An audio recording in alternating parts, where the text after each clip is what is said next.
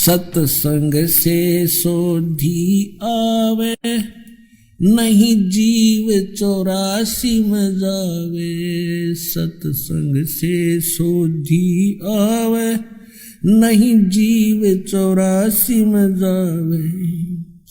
अब मेटो द्वेष और राग, हो राग या उम्र बतेरी जाली। अब मेटो द्वेष और राग, हो राग या उम्र बतेरी जाली।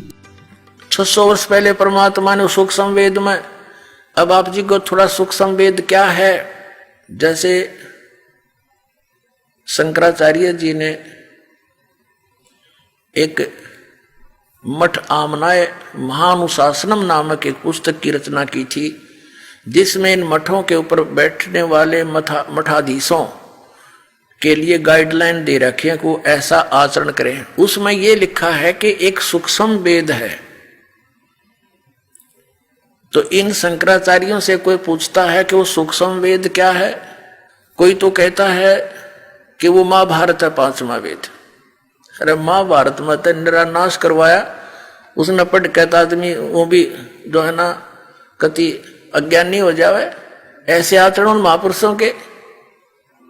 द्रौपदी का चीरहरण हो रहा था, भीष्म पिता में द्रोणाचार्य कर्ण जैसे योद्धा वहां बैठे और ये द्रोणाचार्य उनके गुरु बैठे और बैठे बैठे देख रहे हैं, कुछ भी नहीं बोले। खड़े होकर ये भी नहीं कहा तू क्या कर रहा है नालायक व्यक्ति।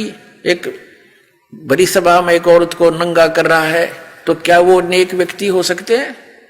एक विदुर थे भगत बीज, खड़ा होकर के कहा था कि विदुर कहे ये बंधु थारा, ये तुम्हारे भाई हैं और किसकी बेइज्जती कर रहे हो तुम, अपनी बहू की आप ही बेइज्जती कर रहे हो, कुछ तो शर्म करो।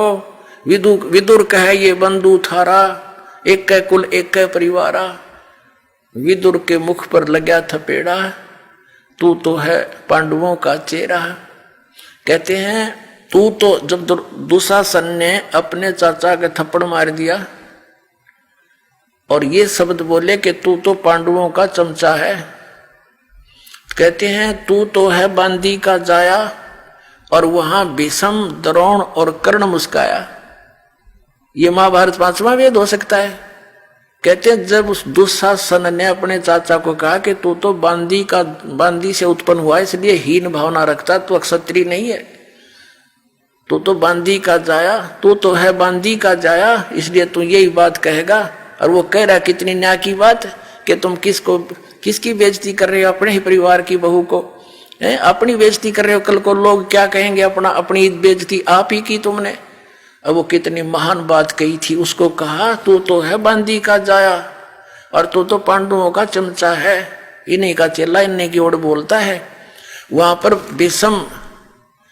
पर भीष्म कर्ण और द्रोण मुस्काया, वहां दांदरे का डन लाग गए और खड़ा हो गई। ये कहना चाहिए था खबरदार, अगर एक उनमें से 3 महापुरुषों में से एक भी खड़ा होकर ये कह देता कि खबरदार इस लड़की का हाथ लगा दुर्योधन, हमसे बुरा नहीं होगा। हिम्मत नहीं थी दुर्योधन की, उनको पता था कि कितने सूरवीर हैं, लेकिन वह फेल हो गए वहां पर।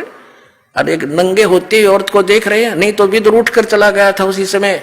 एक असली पंचायती का ये होता है कर्म धर्म कि सच्ची बात कहे, नहीं मानो तो सभा छोड़कर चला जाना चाहिए। तो इनको उठकर चला जाना चाहिए था। भीष्म पितामह और द्रोणाचार्य और कर्ण